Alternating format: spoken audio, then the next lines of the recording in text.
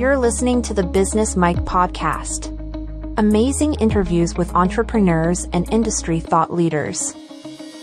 Hello and welcome to another episode of the Business Mike podcast. My name is Daudi Mugabi, and today I'm excited to introduce to you a wonderful guest by the name of Ken. Ken, why don't you let our listeners and viewers know a little bit about yourself and what you do? Thank you. My name is Ken Rapp, and I'm the CEO and a co-founder of Blustream Corporation. And you might call me a serial entrepreneur. I love solving problems that customers have. And I've spent my career working on bringing teams together to address issues that customers might be facing that no one else was solving, and then ultimately putting solutions together that we can bring value for. Wonderful. Now, before I hit the record button, we were having a quick chat about what Blustream is. So for the benefit of those that don't understand what the company does, can you just run us through what services Blustream offers? Sure. So Blustream is a post-sale product experience software platform.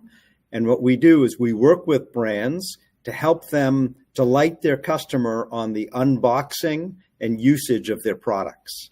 So there's lots of systems out there and technologies in the pre-sale customer acquisition side of the equation, including CRMs and website technologies and e-commerce.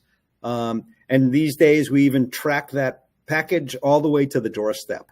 But once that package is on the doorstep, it's really disconnected from the brand. And so it's up to the consumer as to their knowledge and their skill and their experience with that type of product to be successful. And most companies only hear from that customer when they're having problems or challenges. And ultimately, they might call your support line. And that's good if they do, because it means that you can help them be successful. The ones that don't call are definitely a problem. And so what Blustream's all about is helping create a doorstep to delight process and dialogues. And we're a technology engine. We call it the Product Experience AI Engine. And it creates dialogues and messages that will automatically start communicating with your consumer to help them have a great experience.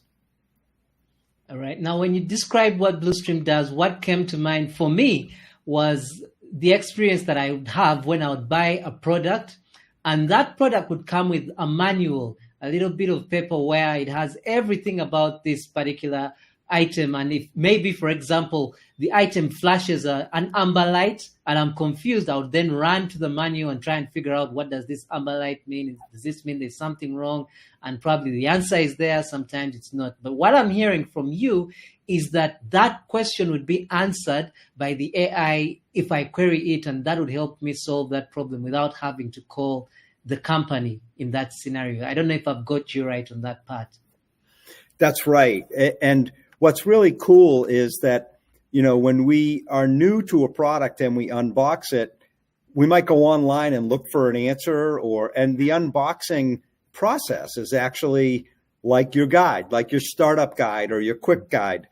And what's all around us in software products and digital products, like my phone, when I upgrade my phone, it says to me, put your new phone next to the phone. Is this your Wi-Fi? The button, and automatically all my records were updated from one to the other. So in a digital type of product, we experience that every day. But in a physical good or a service where you provide a service and then your customer goes away, back to their normal day-to-day, you're not connected anymore like we are on software products. And so you're absolutely right. What we do, we call them product experience journeys. And we have a lot of experience and data around the content and cadence that a consumer would want for a particular product category. So, for example, I'm a rock and roll guy. I play guitar. And part of the founding of Blustream was that my guitar actually was cracked in a cold New England winter. And I just wished that it was able to communicate with me, or the company I bought the product from or the brand was able to communicate with me to warn me that as the air got drier here in the Boston area, that the guitar was in distress. So by automating the connection, the communication of unboxing and learning about your product, and then automating the ongoing usage and care of products, you create this new connection that your consumers just love, and then that drives repeat sales. And so I'm not sure if I answered your question there, Dowdy, but yeah, how's that? Yeah, you definitely did. And by answering the questions, you sparked a few others in my mind too, actually. The first one is how the clients interact using Blustream. Is it text? Is it audio? Is it visual? How does this interaction happen? So it is text messaging. Our engine drives the messaging service to whatever it is that's most convenient to that brand. So we use WhatsApp, we use some internet messaging, you can use apps, you can use text.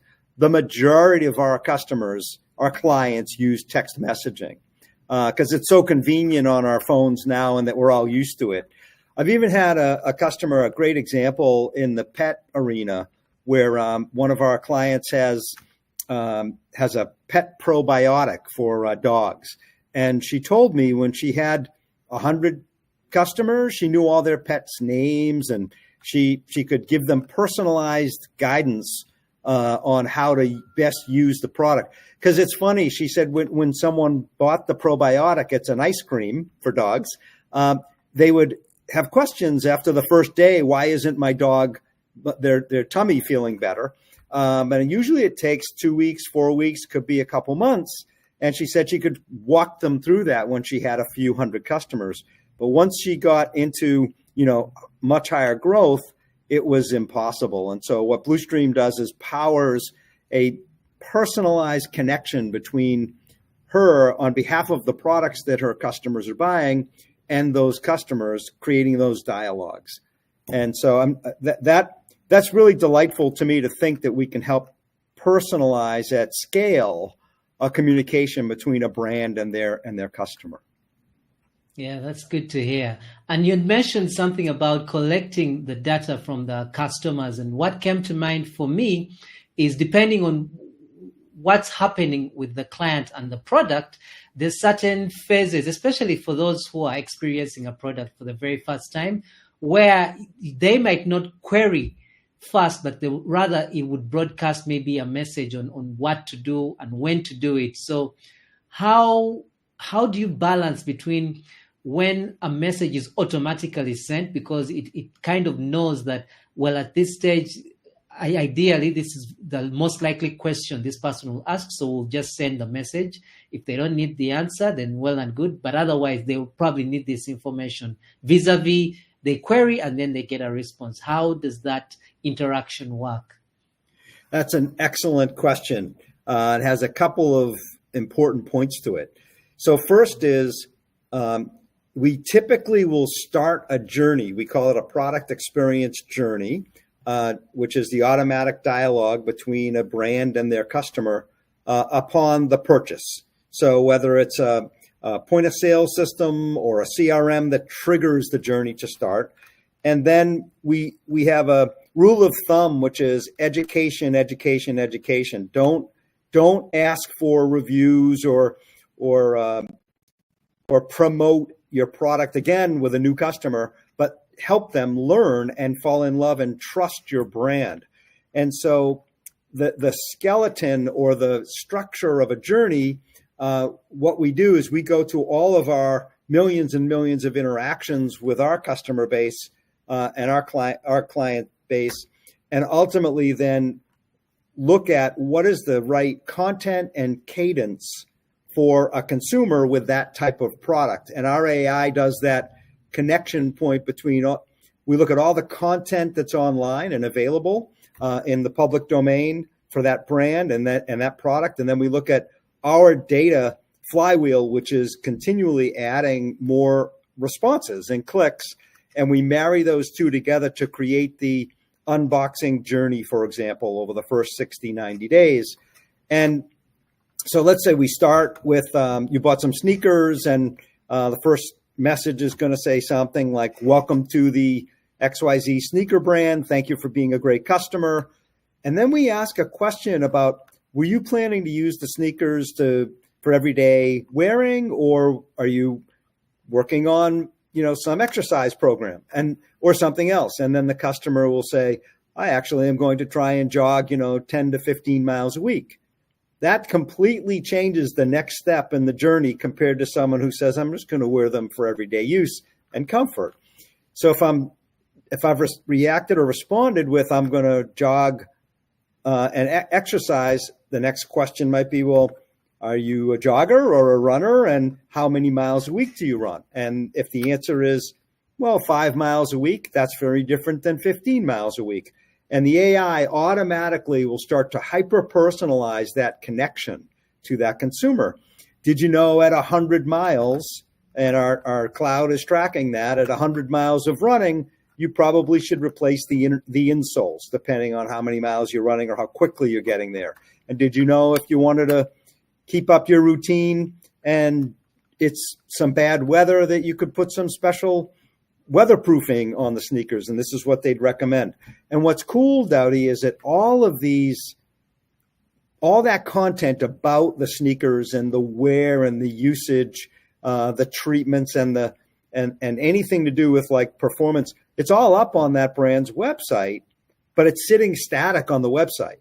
And because the box arrived and the consumer unboxed it on their own, and they may have read a little pamphlet or a little card that was connected to the laces, that's it. That's in the rearview mirror. And then they just start doing their thing. And there's so much opportunity to engage a consumer around that product experience. So that the whole customer experience is moving beyond the doorstep and all the way through being delighted with that product creates the data. And so the second part of what you said was, what kind of data might that be creating? We call it zero-party data, because consumers are willingly saying, oh, this brand has provided me with, some of our customers call it a digital concierge or a VIP club or a product experience club. So we white label and power on behalf of our brand these dialogues. And the data you get about usage and behaviors and willingly from your end customer sharing how many miles they run, or how many they bought smoothies for the first time. They've never had smoothies, didn't know that you need almond milk, and that if you're buying the smoothies for diet or for exercise or for other health reasons, those are very different reasons. So that data that you start to gather every day from your customer population around their experience with your products then starts to really create the knowledge as a brand about how to go back to your CRM systems and power much higher conversion rates on campaigns and programs. And on your customer support side of the equation, you'll see the data about where your customers are having problems. And so you could literally start to connect up to the customer support side of the equation and prevent the calls from coming by building them into the journeys that are all around that customer's product experience. So not only is it generating the data willingly, we call zero-party data from your customer, but it has both sides of the equation where you've made investments in the customer acquisition stack with CRMs and websites and stores and e-commerce and tracking, and then your customer support side, you've got great call centers and systems that are tracking how to fix a customer. You have that middle space now that's connected, and it can help you on both sides of that equation. Yeah, and that actually brings to mind a question, which is, and I'll use the example you gave of the sneakers. If I bought a pair of sneakers today and they are version 1, and I love them so much that I buy version 2 of the sneakers, when I unbox version 2, as unidentified customer will I be asked the same questions again? In other words, like you had rightly said, will it ask me, are you a jogger? Are you, those fundamental questions? Or will it automatically know, because of my ID or whatever data is being collected, that I have already gone through these steps and therefore skip to a certain level? How do you manage data in that sense? Excellent question. So our entire system technically is what's called an attribute management system, where we're constantly monitoring our owners' experiences. So in that case, you're an existing owner of a product and a brand and a particular model maybe, and that this is some of your other attributes that you've provided. You had never had them before, and now you're running 10 or 20 or 30 miles a week. Those attributes are in your ownership experience in our database, in our engine. Similarly, the product actually has a life cycle. From the very first mile to the 200th mile has different changes going on with the sneakers themselves. And so we're monitoring all of that. So our messaging dialogues are based on the current changes to those two sides of the attributes. Our IP is all around the integration of the owner's skill and experience and the product's life cycle. And so this would simply be the next set of sneakers. And we'd probably, the template or the journey would ask you a question. Are you going to do similar things with these sneakers that you have in your prior sneakers? And if you said, no, I want these for everydayers, then you'd end up getting different questions and different content and different education. But if it's the same, then we just keep going where you left off. Maybe that brand would want to say, do you know we have a trade-in program and we'll provide them to some place that needs, second sneakers or something. So all of the above. Yeah. All right. That's very good to hear. Now, I know there's some people watching or listening to this that create products that are wondering, is there a limitation to what products this can be embedded into, or can this work for pretty much any physical product? Yeah, it's really designed for what we see that the digital products are already connected to their consumers or their customers. And our mission is to help all the physical goods and services have this new connection that they don't have today. So it's a horizontal platform, meaning the fundamental templates, the journey management, the journey building, which I'll send you a link, and up on our site, you can create your own journeys. Just add your company name and a product that you want to test, and we will provide you with some information about dialogue areas as well as a journey flow chart. There's also an ROI calculator up there to look at the business impact, which we haven't really talked about yet. But so it's a horizontal platform, and our AI is connecting the dots between your content and our data from all of our interactions with consumers. And so all that comes together with any product. But if you have one that stumps our journey builder, I'd love to know about it. So. All right. Now, you've obviously been doing this for quite a while. So out of curiosity, I just want to know, has any bit of information or data come out of your service that maybe struck you or the owner of the business, something that they wouldn't have discovered without this sort of information? Do any stories come to mind that stand out? One thing, it's very interesting. I'm only 35 in here, even though my body's older than 35. And what's we didn't get at the beginning of our journey at Blustream is that the economic impact of losing customers really means that businesses have to spend so much capital and investment in CAC in order to keep getting customers, because there's actually so many customers and consumers that don't buy a second time. It's like 70%, that some of the data we see, 70% don't come back a second or third time.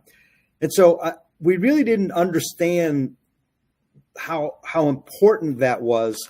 And, we all know our best customers, if you think about how much they spend on an annual basis, they're emotionally connected to our brand. whether that's because they keep coming to your store or they chat with you online or they know your support team or your sales team. It's amazing how there is an emotional connection. But the 70% who don't have the emotional connection, what do you do? And I really believe the e-commerce pre-sale world that we live in commoditizes wonderful brands, because you can go online and type in a product you want to get or a service, and you'll get 1,000 to 1 million more alternatives. So in the old days, you used to be able to have a relationship with your brand, and now it's much harder. So we really believe it's post-sale. And we see 30+% improvement in repeat sales and retention. We see a 20% increase in average order value across the board, because I call it the my car oil light. You know, when my car says to me, change the oil, I change the oil. But if I got a coupon or a promotion from my Jeep dealer up the street, I just delete it in my email. I have too much email. So the cross sell and the retained repeat sales business is incredible. And then lastly, it's lifetime value. So it really is reducing churn, increasing annual sales, and driving lifetime value. So I guess to answer your question directly, none of us really understood the economic impact. And we measure that for our customers. So anybody who would like to talk to us, we're happy to work with our journey builder to outline the dialogues. And then we have a calculator that would estimate what the business impact would be, the economic impact on revenue and lifetime value. And we see it hands down with every customer. In fact, our business model, you pay us. We only get paid when you've got connected consumers that are clicking on things and engaging with your brand. So we're not a platform that charges you a base fee, you know, whether you have the value or not. And I love this, our team's incentives, we're incentivized to with the same exact incentives that our customers are, which is to grow the business. Wow. And obviously, before we let you go, I would like to know what regions you are, or are you in any particular countries? If anyone from Australia, Asia, the US, Europe is listening, maybe they want to take you on your services. What areas are you at the moment? So we're predominantly in North America, growing the European theater. So we're just starting to grow that. And that's why I said earlier we have WhatsApp, as well as internet messaging, because texting is very expensive in Europe. We're not in Asia Pac yet. We're still just emerging from North America and Europe at this moment. All right. Well, thank you so much, Ken. This has been a wonderful chat. I've learned quite a bit. This is something that I haven't yet interacted with. I haven't had any guest on before that's doing this. So thank you so much for sharing. I'm sure it's something that will catch on. But before we let you go, how can people connect with you and learn more about Blustream? How can people engage with you and your services, Ken? Yeah, I would say best way to do that is you can feel free to reach out to me directly. I'm very active out in the community. Happy to go through, as I said earlier, work with you for 10 minutes, and we can look at the Journey Builder to have a quick snapshot of the dialogues you could create between you and your customers, and the economics and the digital unboxing workflows. Or feel free to go to our website and visit our website. I'll supply you with the links to our website and to the Journey Builder. And I think you have my contact information. So I'm Ken at Blustream, no E, BLUSTRAM, Blustream.io. And I'd be delighted to chat with any of your listeners. All right. Well, thank you once again, Ken. And we look forward to engaging with you even after this podcast. All the best, Ken. You too. Thank you. And have a great day.